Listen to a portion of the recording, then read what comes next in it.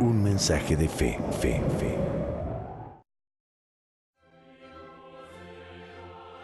Japón, una visión de los misioneros de Guadalupe.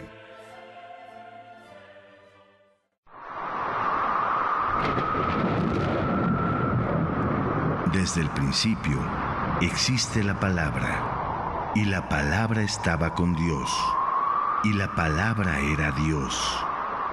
Ella estaba en el principio con Dios. Todo se hizo por ella, y sin ella no existe nada de cuanto existe. En la palabra estaba la vida, y la vida era la luz de los hombres. Estamos con ustedes en un mensaje de fe, las enseñanzas del Evangelio, en el Instituto Mexicano de Misiones Extranjeras, en la Capilla Central de los Misioneros de Guadalupe. Estamos con el Padre Ignacio Martínez Báez, quien nos va a platicar precisamente qué está sucediendo con la Iglesia Católica, la Iglesia de Cristo, allá en Japón, donde la desgracia del terremoto y el tsunami, más los problemas nucleares, están causando tanto dolor y tanta preocupación a nuestros hermanos japoneses, católicos y no católicos. Padre Ignacio Martínez, buenos días, qué bueno que está con nosotros. En una situación difícil, la Iglesia nuevamente aprueba, y en este caso aprueba en busca de la unidad y en búsqueda de ir superando un momento tan difícil en el que Dios nos ha puesto. Así es, Salvador. Muy buenos días a todos nuestros hermanos que nos están viendo por este medio. Pues sí, la situación es muy difícil y para nosotros los católicos, los creyentes, pues tenemos que ver esta tragedia desde el punto de vista de la fe. O sea, no podemos dejar de tener esperanza en medio del dolor, ¿no? A pesar de toda la destrucción, a pesar de todo el sufrimiento, nosotros tenemos que mantenernos firmes en la fe y tratar de ser portadores de esperanza a un pueblo que lo necesita, ¿no? Padre, usted ha vivido en Japón, conoce muy bien cómo es la iglesia japonesa, las comunidades católicas en su gran mayoría ya personas de edad avanzada. Sin embargo, vienen las nuevas generaciones con ese ímpetu, con ese ardor, trayendo la palabra de Cristo para bien y salvación de los hombres. ¿Cómo podemos identificar espiritualmente a la comunidad católica del Japón? Sí, Salvador, has hecho una pregunta muy, muy importante. Hay que recordar que la Iglesia Católica en Japón ha sufrido mucho. Desde los inicios de la evangelización, desde que llegó San Francisco Javier y después empezó la persecución, una persecución muy cruenta que duró más de 300 años. O sea, ha sido una iglesia que ha aprendido su fe a través del sufrimiento. Y después vino la Primera Guerra Mundial, después vino la Segunda Guerra Mundial. O sea, dentro de un pueblo sufriente, ha sido una comunidad que también ha aprendido a vivir su fe dentro de esas circunstancias tan concretas del pueblo japonés, ¿no? Y ahora este momento de, podemos llamar también de dolor, de desesperanza en la generalidad de la sociedad, ellos también siguen siendo un punto de esperanza y de fe en medio de esa situación, ¿no?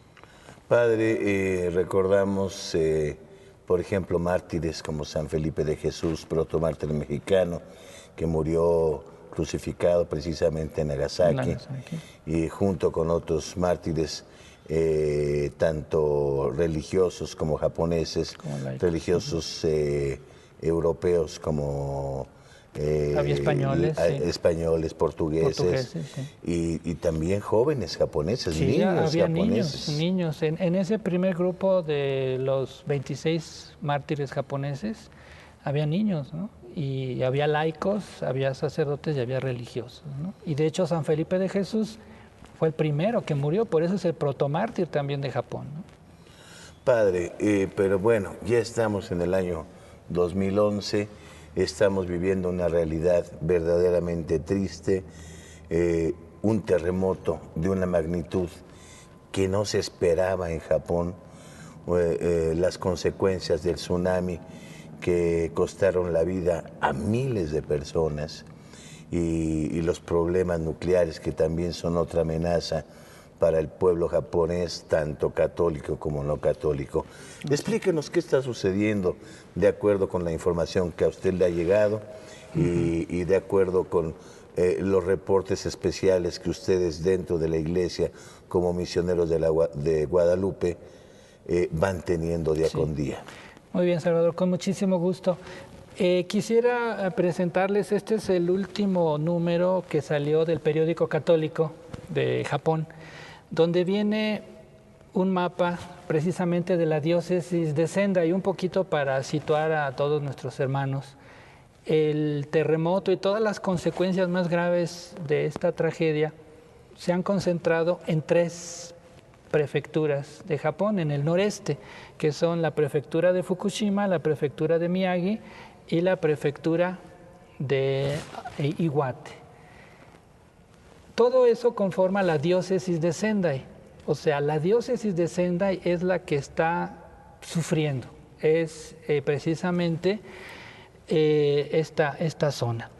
Y el periódico católico ha mandado este comunicado donde se presentan las parroquias de esta parte de la diócesis de Sendai. Aquí está Sendai, es el centro, aquí este círculo más grande. Aquí hay 8 parroquias en la ciudad de Sendai, porque es la cabecera de la diócesis, y es lo que más hemos escuchado, ¿no? Que muchos problemas, sobre todo el tsunami, se han concentrado en Sendai y en sus alrededores. Aquí vemos las otras parroquias, aquí está la parroquia de Shiogama, que de hecho el párroco de esta iglesia de Shiogama, que es a la orilla del mar, también falleció en el tsunami, que es ahorita la única pérdida de sacerdotes, digamos, que se ha registrado hasta ahorita. Esta parte del sur es importante porque aquí están los reactores nucleares que ahorita tienen el problema de la radiación. Aquí están precisamente, esta X que está aquí señala los reactores nucleares. Y vemos aquí las parroquias que están cerca de los reactores. Esta parroquia en especial, la parroquia de Sukagawa, la quiero mencionar. Yo fui párroco de aquí y esta iglesia quedó destruida, o sea, ya no se puede usar esta iglesia. Está a 100 kilómetros de los reactores nucleares, ¿no? Entonces aquí vemos, hay varias parroquias que están destruidas. Esta parroquia también de Onahama está destruida. Esta parroquia de Haranomachi también está destruida. Esta parroquia de acá arriba de Miyako también está destruida. En fin, la iglesia ha sufrido no solamente en la parte psicológica, espiritual, sino también en la parte material. Son los datos que tenemos ahorita, hasta el día de hoy en la mañana. ¿Qué más va a seguir? Seguro que va a haber más desgracias, ¿no? Porque conforme van pasando los días y van entrando los equipos de rescate a esas zonas, se va viendo la magnitud de la desgracia. De hecho, ahorita ya el gobierno japonés ha determinado que la magnitud del terremoto fue de 9.0, no como habían dicho al principio que era de 8.9, ¿no?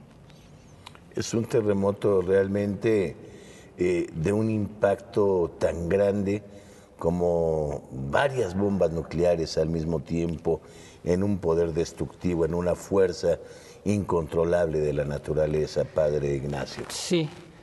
De hecho, después de las bombas atómicas, porque fueron 2, la de Nagasaki y la de Hiroshima, no, esta ha sido la tragedia más grande que ha vuelto a tener el pueblo de Japón, ¿no? Sobre todo en una zona muy apacible, ¿no? O sea, a la orilla del mar, una zona muy agrícola, muy pesquera, donde de veras yo conozco muy bien toda esa zona, de veras era muy agradable vivir ahí. Sendai es una ciudad preciosa, de hecho le llaman la ciudad del bosque, ¿no? Porque hay muchos árboles, hay mucha vegetación, plantas, animales, es precioso, ¿no? Que hoy fue arrasado. Fue arrasado, o sea, está prácticamente destruido, ¿no? Japón, una visión de los misioneros de Guadalupe. Y Padre, tenemos otros datos.